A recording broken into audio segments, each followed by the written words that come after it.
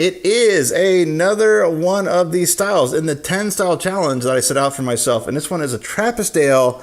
And we're going to see how that turns out right now.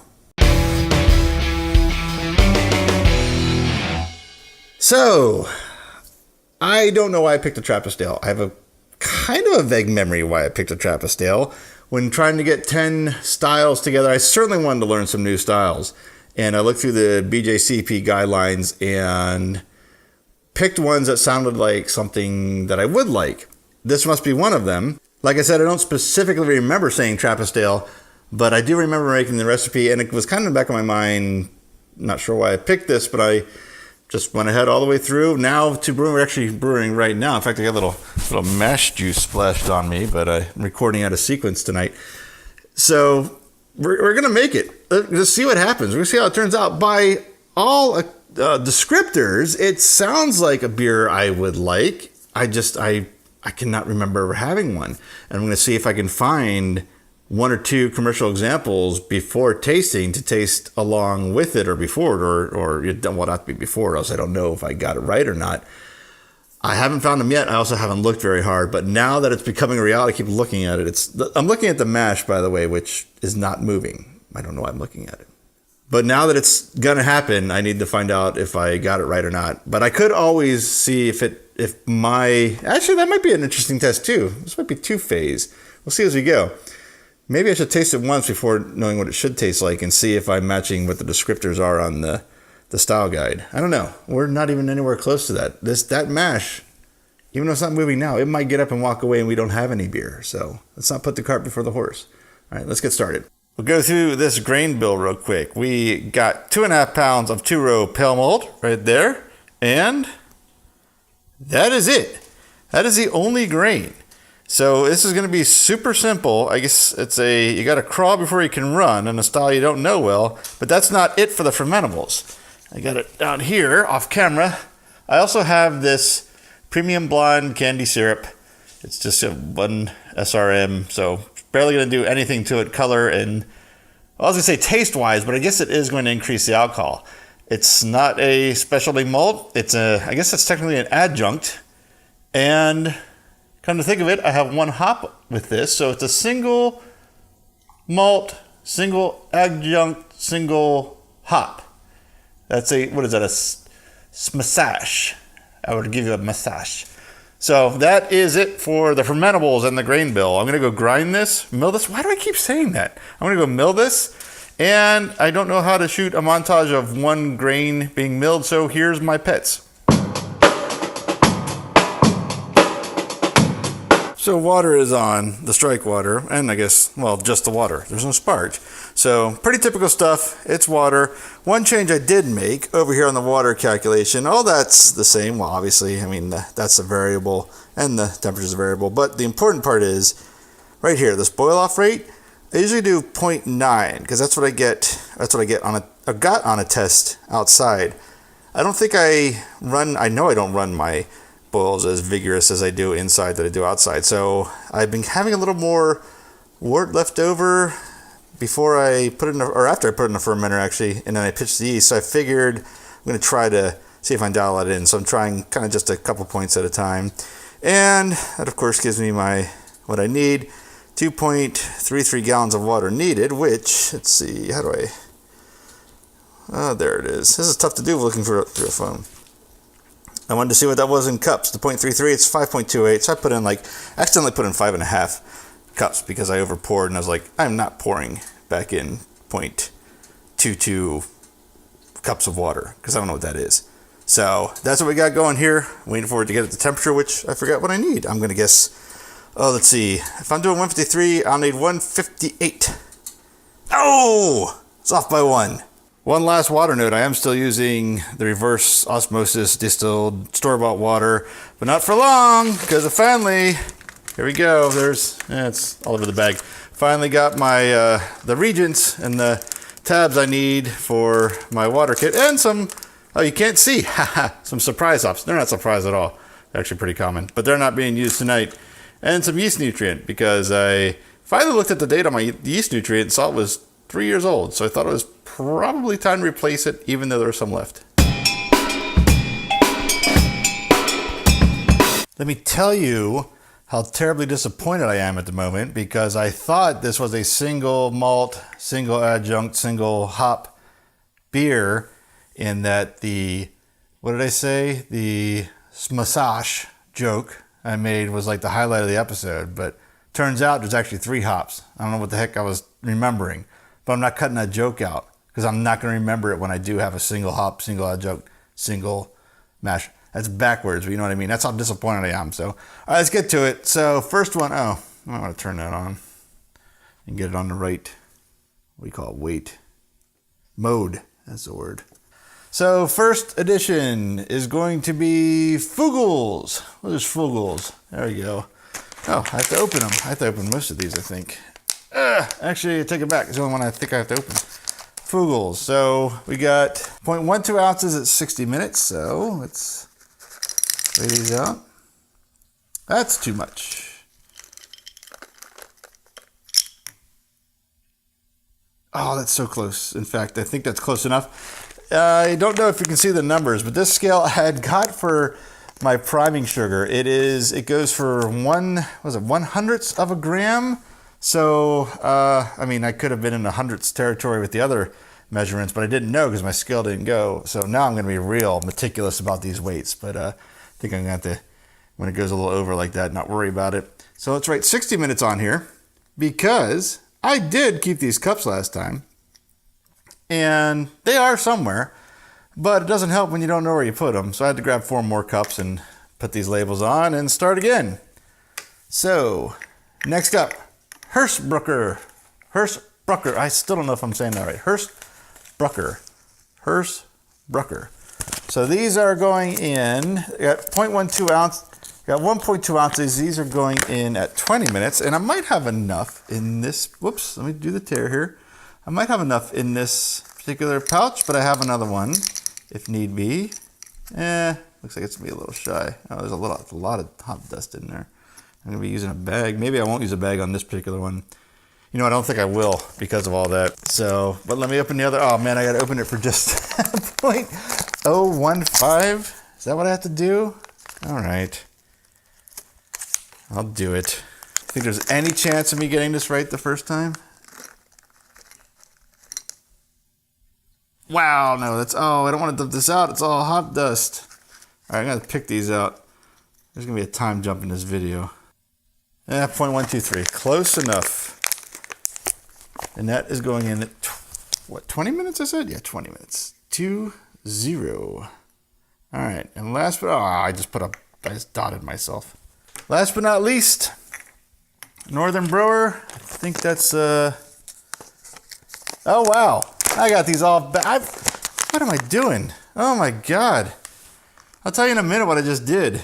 Jeez. Oh, but I just changed the mood. This is not my night. There's no way. There's no way this beer is going to come out now the way I'm doing stuff tonight. All right, so this is 0.12, and I'll tell you what I did here shortly. If you read ahead on the blog post, you probably know. Crap. My dog didn't like that. She kind of growled at me saying crap. All right, let me find, I think a little one will actually work on this. Wait, 0.118, good enough. Like I said, my hopes aren't high on this. So, I don't know how I did that. I read all these like backwards. I read up to bottom. So this is actually 60 minutes. This is still 20 minutes. That one's all right. Actually, I only messed one up. You know, I could have covered this all up. You'll never know. I just realized just being one wrong. But I didn't, let's be honest. So this I have marked at 12 minutes because I think I'm going to need the time to pour this in. I've never poured this stuff in before. Let me turn that off, save some battery. You get something right tonight. Okay, here we go. So this stuff, you saw this earlier. I need to get, what I need to get. I don't even know what I need to get. 0.2 pounds, which is 3.2 ounces of this poured into my 10-minute point. So I figured I don't want, I might start it a little early, so split it between that 12 minutes that's going to take to put that last addition in and then put this in. Now here's the fun part. I've never measured this stuff out before. I don't know how messy this is gonna get. I know I have to kind of back it off early because look at it, it's thick. It's gonna keep going. I can go for a little more than that though. I know I'm gonna overdo this. I know I'm gonna over pour this. I can feel it. Oh! That was close. Oh, look at that. 3.1. Do I want to press my luck? No whammies. No whammies. Stop. Oh, this is going over. This is where it's going to go over. Here we go. Oh, okay. I'm going to cap that off. I'm going to put this in the fridge. Now, getting this out is going to be the challenge. That's why I gave myself an extra 2 minutes. So, all right, that is it. Mash should be done soon. I can transfer the wort into the boil kettle. All right, here we go. And going. And still going. And that's just about it. But we can give it a little tilt, just a little bit. All right, that's enough. I don't want everything that settled on the bottom of that to drain in. So there we go. And it looks a little, I don't know what the word I'm looking, I'm going to say short, but that's not it. The volume looks less than it normally does. And that's what I wanted to do to try to compensate for the electric burner. We'll see if that works here in a little bit. So while I'm waiting for the boil to roll, I do have some new yeast for this. Let's see if it's got a good yeast cake. It's just hard to see at this angle. It says WLP 530, I believe, Abbey Ale yeast. I'm going to be using this in this beer and in the wit beer. And I, of course, as always, as you've seen, we don't need to go through it again. I propagated it. And here are my vials. They've actually been, I guess, sanitized. Yeah, sanitized in the pressure cooker. Now they're being kind of they were sterilized in pressure cooker. Now they're being sanitized for kind of double protection. I'm going to, of course, mix that all up and get them into here. And there they are. At least two of them, probably these two, make an appearance in this series. We'll see where the other four come in sometime down the line. Now here's a segment from the Pay Attention to Your Surroundings department. Before I fill each of these up, I give them a little star sand around the rim. So here's where you pay attention. Star sand, not star sand. Before I start this, I give it the counter a little cleaning with the cleaner, and then once over with the star sand.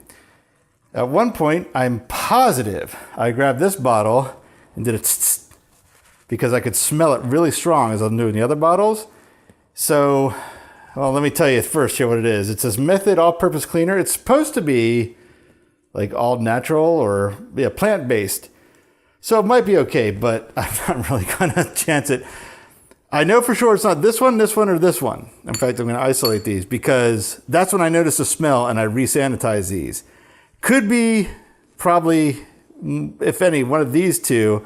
Maybe this one, because I think I kind of recall seeing star sand in my hand when I noticed the smell, but I'm not sure about these three. So I'm going to label these different. I'm actually going to let these go because I'm curious to see what happens, but I'm going to label them not to use and label those as safe. So I wasted half of my propagated yeast by not paying attention to what I was doing. So learn from my mistake. Hopefully I will.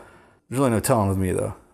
I'm going to go ahead and call that a rolling boil. I just about have the timer ready. So 3, 2, 1, drop. 60-minute hops. Northern Brewer, right? Okay, I just realized, did I grab the one that says 60 and not crossed out? I did. Okay, so nothing to do for 40 minutes, but watch wort boil. I figured I'd go ahead and show that despite all evidence so far in this channel, I do indeed brew more than 1 gallon batches, and I do keg. And this is actually the first draw of a beer called Gamma Rye. I'm checking the carbonation levels. It could probably be a little higher. It looks like that head isn't going to stay. But I've been force carbonating it. It's a red rye. Let's see. Lighting over here isn't great. I could probably do some clearing on it. I might not worry about it because this isn't going to competition. It might go to brew club meetings, so maybe it's worth it for that. But otherwise, it seems okay. But I'm going to give it a quick taste here. It's not bad. It's still a little young. Carbonation could be more. I think those biscuity flavors I'm tasting from the base malts and a little bit of that rye could mellow out over time, but this isn't quite ready. I want to check it out and show that I do indeed make more than 1 gallon and keg. So hopefully in another 5-ish days or so, the carbonation level will be there. And then I don't know why I keep moving this. You're not seeing anything if I'd move that. Let's see how the carbonation kicks up. Oh, not too bad. Hopefully in about 5 days or so, the carbonation level will be about where I want it. And in another 2-3 weeks, it'll mellow out to something really nice. I waited all that time, had a little dinner, had a beer, as you saw, or at least you saw me pour it. Of course, I drank it. What was I going to do with it? Put it down the drain. Now I'm waiting for the 20-minute edition, which the timer says is right now. So there they go. And now things start to move at a little better pace than the time between the last 2 editions. We're down to just about 15 minutes, and I got just a little bit of wharf lock. Again, just kind of chipped away at it. So I'll put that in, let it do its thing, and then in 3 minutes, put in that last top. No, that's wrong. No, that is right. Yes. Oh my God. This is not my night to brew. I should have hung it up when I labeled the freaking hops wrong. But anyway, in less than 3 minutes now, I'm going to put in the last top edition, then the Belgian candy sugar. I think. I hope. I don't know. I don't know how it's going to come out at this point. And I don't know that I'll ever be able to do this the same way again. Coming up on the last 12 minutes here. And here's the last edition. It's 12 minutes, not 60. And it looks like it's just about time. Go in. I think it's Fuggles. I don't know.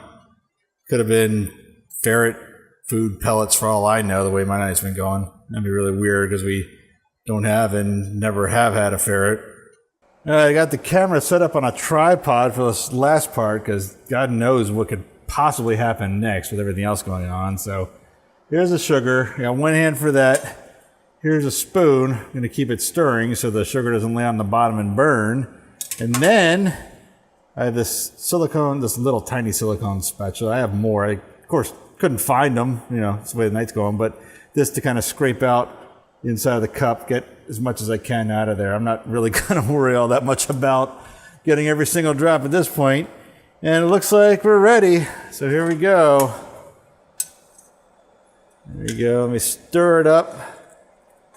Oh, you couldn't see, I just saw the camera. You saw nothing. My arm was in the way the whole time. That's just great.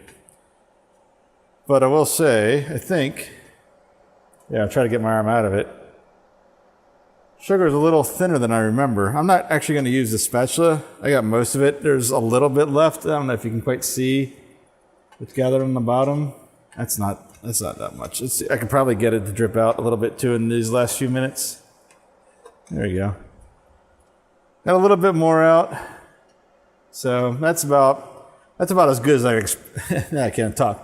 That's about as good as I can expect the way the night's going. So I'm gonna let this last 10 minutes finish off and then get this cooled and into the fermenter. Well, now that everything's done and the yeast is pitched, I'm going to take a minute to calm down and reflect about the night a little bit. Did I get the hops out of order? Probably. Did I possibly poison all the yeast with counter cleaning chemicals? Very likely. But you know what? You know what I did do? I was right about that efficiency. It's supposed to be 1051. It was 1054. So I was right about the water. So there's something nice going on. And I'm going to take a little more time to take a closer look at this. Again, the lighting over here is horrible, but I don't know if I mentioned before, it's a red rye. I might have mentioned that. And the taste profile so far, I can really taste the potential, which is nice. Those roasted malts from the red, or the malts that I got the red color from, they're going to mellow out, and the biscuitiness and the rye and whatnot are really going to come through. The hops are quite light for the beer, and so there's another positive. I should really look at the bright side. And it also reminds me of that old phrase, relax, don't worry, have a home brew. And that's exactly what I'm going to do. And it beats my old mantra, which was relax, don't worry, blame Jerry. I'm not proud of that, but I got it. Jerry deserves it sometimes. Okay, not the greatest setup for a tasting. You can barely see the bottle. The glass is down here. I am literally surrounded. No, actually I'm not surrounded. I am, the table is covered, literally, with gear that will be featured in future episodes. So I've been unpacking it, just double checking the packing list, making sure it's all good. But I am also almost done editing this episode. And the only thing I haven't done is taste the beer. So I'm going to go ahead and do that now. Got my beer, got the BJCP style guide pulled up, or this for this particular style pulled up on my phone. Let's get to tasting. So first, let's listen for the hiss, which there's a good hiss. That's good, but we've been fooled before. I think I've said that 3 or 4 episodes now since the California comment, so I can retire that comment now. All right. Oh, I had to lift it higher because the camera is higher. Oh, very good carbonation. Okay. I was pouring aggressively, but I don't think I needed to. Actually, yeah, I didn't need to at all. So good carbonation, good head. A lot of carbonation rolling off the bottom. We'll let that settle for a moment or two after the, after that aggressive pour. Not super clear, but it is a Trappist. I don't believe it's supposed to be. I think in the Belgian family, they're not necessarily supposed to be clear, but I'm not sure. So let's look real quick. I'll run through this as quick as I can here. So overall, a pale, bitter, highly attenuated, and well-carbonated Trappist ale, showing a fruity, spicy Trappist yeast character, a spicy floral hop profile, and a soft, supportive, grainy, sweet malt palate. Okay, so let's get right to appearance, since that's the first thing we really took a look at here. Pale yellow to medium gold color. I'd say for color, we're good. What else we got here? Generally, good clarity, with a moderate size, persistent, billowy white head with characteristic lacing. Well, all right. Some of the head is billowy. Underneath, I don't know, underneath that top set of bubbles from the aggressive pouring, the head is actually pretty billowy. It is not. They did say something about clear, did they not? I just read it. Good clarity. Let's see if I can just take the condensation off the glass quick. It's clearer, but I'm trying. I can see my finger through it. I can't even begin to see fingerprints or the folds in my knuckles. So, all right. Kind of lost out on that one. Aroma. Well, let me see what we have first before we read what we're supposed to have. Definitely yeasty. That's the first thing that I get out of this.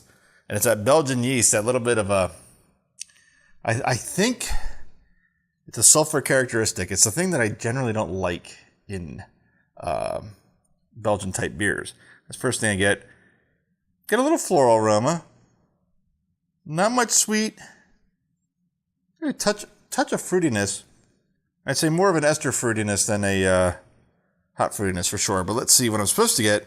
Medium low to medium high Trappist yeast character, showing a fruity spicy character along with medium low to medium spicy or floral hops, occasionally enhanced by a light herbal / citrusy spice addition. Low to medium low grainy sweet malt backdrop, which may have a light honey or sugar quality. Fruit expression can vary widely: citrus, pine, fruit, stone fruit. Light spicy yeast driven phenolics found in the best examples.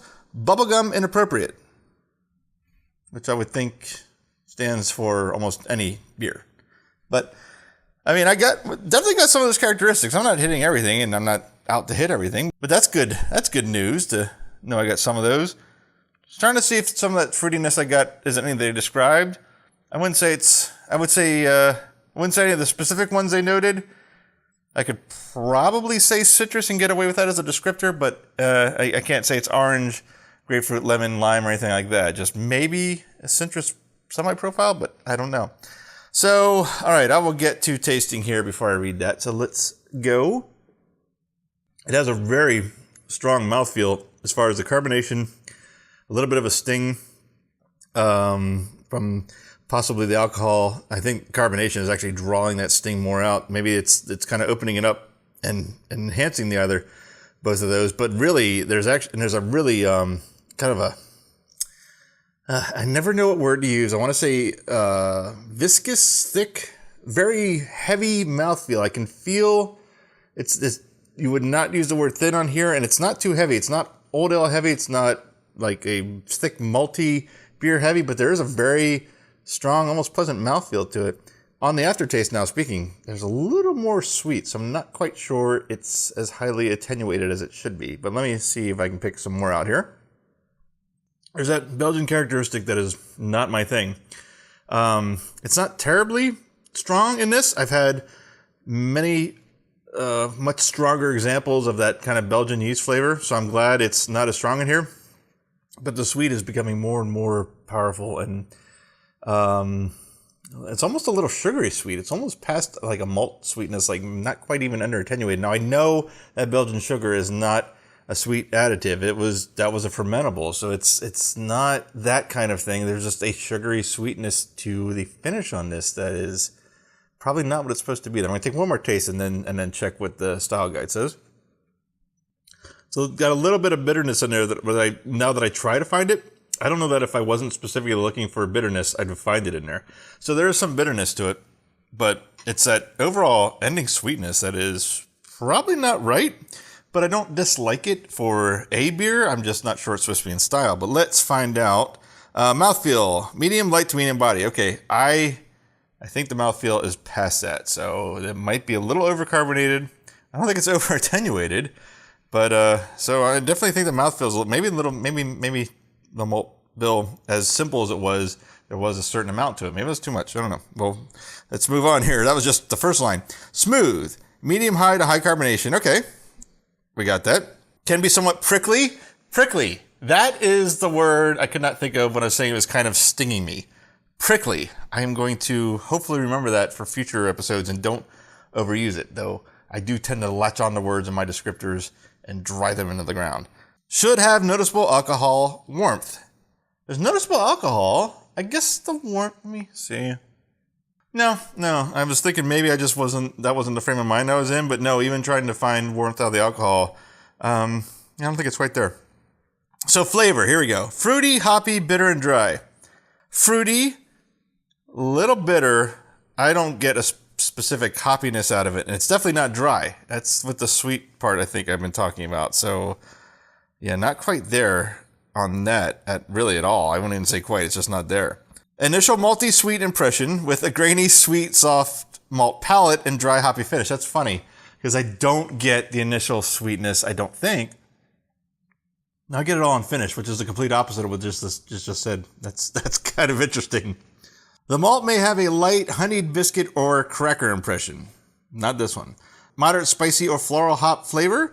Esters can be citrus, orange, lemon, grapefruit, palm fruit, apple or pear, or stone fruit, apricot or peach.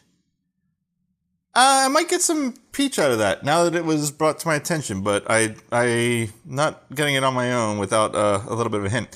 Light to moderate, spicy, peppery, or clove phenolics. Bitterness rises towards the crisp, dry finish with an aftertaste of light malt, moderate hops, and yeast character.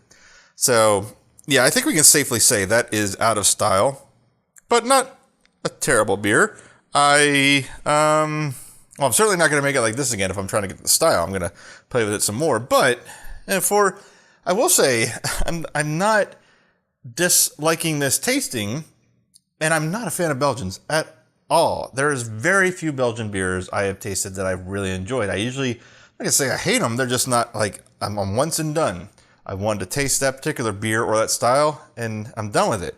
This one, I'm not having that kind of. I thought I'd go into this with almost a preconceived prejudice that no matter what this does, there's not a thing I'm going to like about it. But it's that hasn't happened. It's not the best one I've made in this series so far, but it's I don't know that's the worst either. But it was a fun experiment. So I didn't expect to hit style. Really, because I had no idea what I was doing, because I've never made a Trappist single before. I have had a couple now. I had one at a beer fest, which was late into the day, so I can't honestly say I remember that, but I did have an opportunity to have a Trappist single not long after that and not far from today. So I have that kind of what a commercial example should be, and this is maybe not in the ballpark, but it's parked in where you got charged ballpark fee parking. It's not down the road at some guy's house where you slipped them $5 to park for the night and then they stole everything in your trunk. So I'm in the parking lot of the ballpark, which is not bad. Okay, that is it. This whole thing probably went on longer than it needed to, but wanted to be thorough for just the sake of seeing if this is the recipe to try to hit the style with, and not necessarily, but I'm sure that could be tweaked to get there. So we'll probably revisit that in the future someday. So thank you for watching. If you haven't already, please subscribe, hit the alarm bell, which, unless YouTube has changed it, is up somewhere I pointed. That'll alert you to when new episodes come out. And leave any questions, comments, concerns, not concerns because I can't do anything unless you're posting them sitting in the room next to me down below. And yeah, thanks again for watching, and I'll see you in the next episode.